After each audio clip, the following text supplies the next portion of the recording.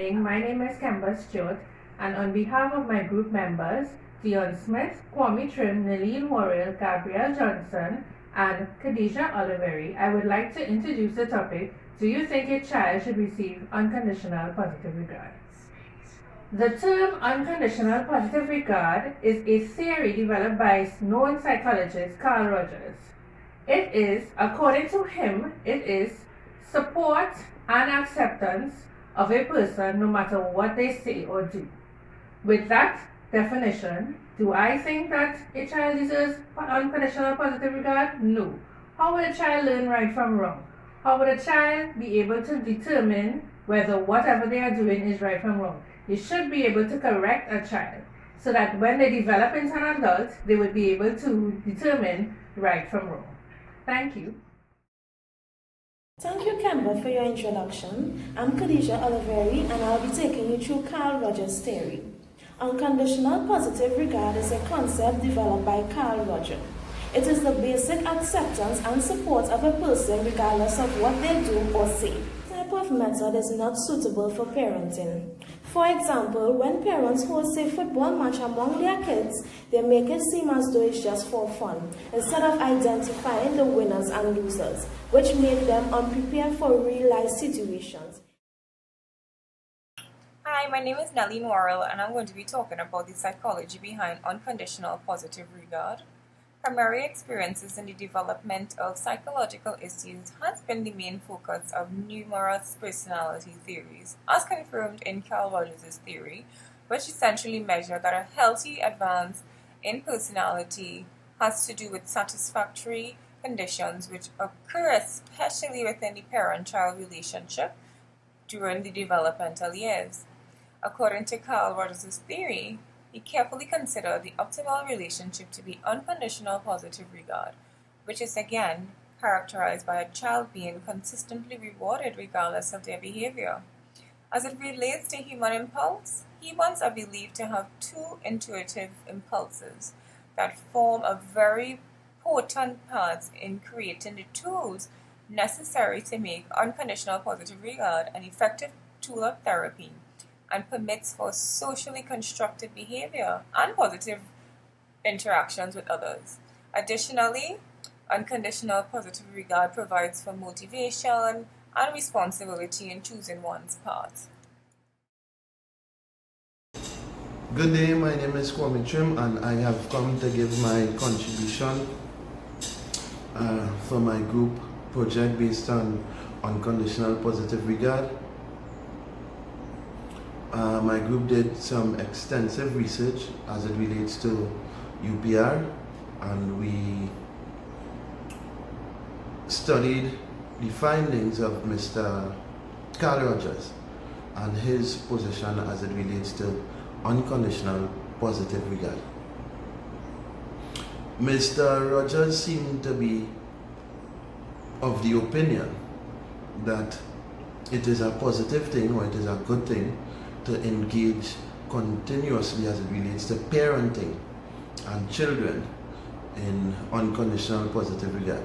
However, based on our research as a team, we discovered that UPR may have positives as well as negative results. As a parent, you may want to take your children out into social spaces, into public spaces, and have them interact socially with different individuals and in public.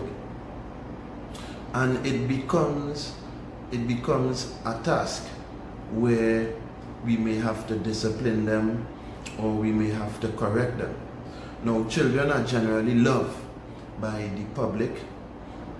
Children are generally loved all over, and they are often greeted in wonder and in awe. But all of this tends to change when we have an indisciplined child, or we have a child that displays deviant behavior. We would find that as a parent, you would want to correct your children.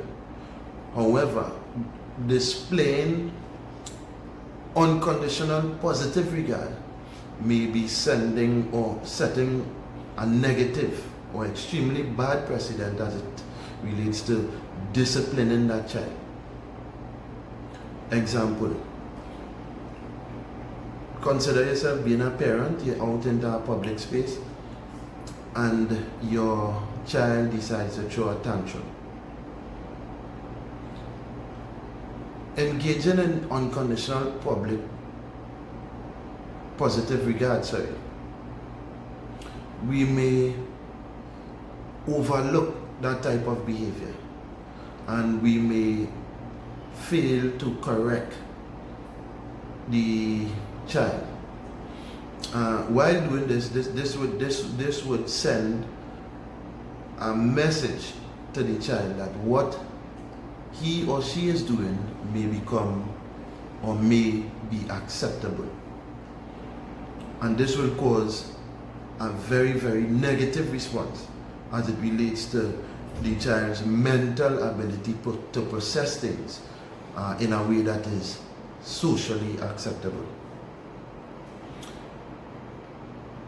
Many times we may believe that we love our kids and we need to show them love unconditionally and so on. However, there's a line that is supposed to be drawn where the children are able to know and understand that we love them, but at the same time, we need to extend discipline. In another twist, there is also the fact that, or the notion of where a parent that does not give their kid or children unconditional positive regard could actually create a disconnect within the child, and this could also result in a negative effect, creating or giving provision for narcissistic tendencies within that child. So we have found within the group that there are positives, both positive and negative as it relates to unconditional positive regard, and I trust that you will accept my contribution. Thank you. Hi, good day. My name is Dion Smith, and I'll be discussing if unconditional positive regard is a good idea.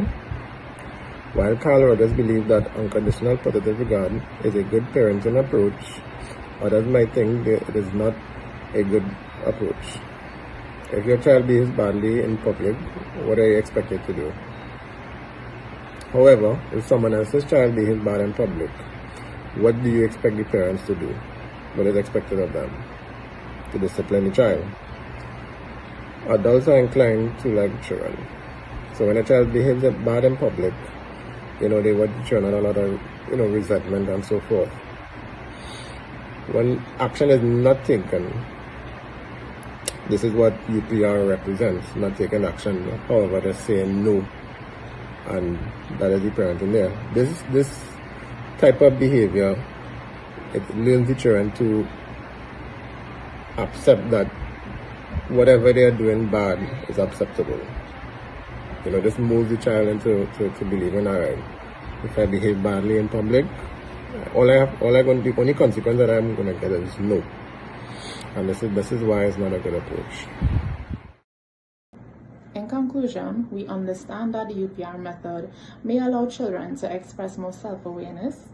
They may even learn from their mistakes or just naturally hold themselves accountable.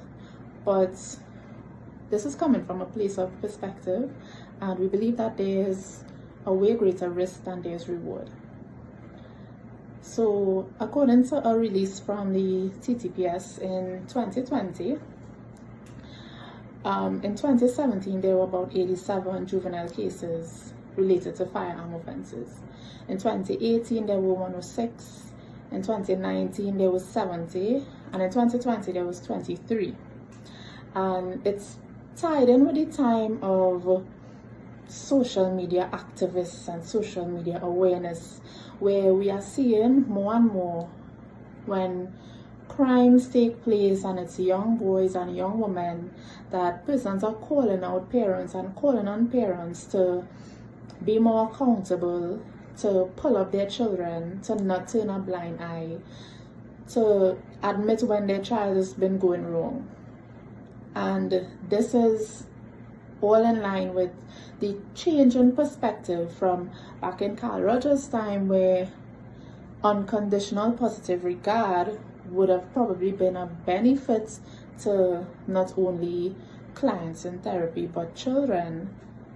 But to now where it's not doing children good. These are things that they are forming their mind, they are forming their actions. And given the decrease in juvenile criminal activity, we can see that clearly this is not a perspective that is limited to our group. We believe that generally UPR is not the best method to go when parenting.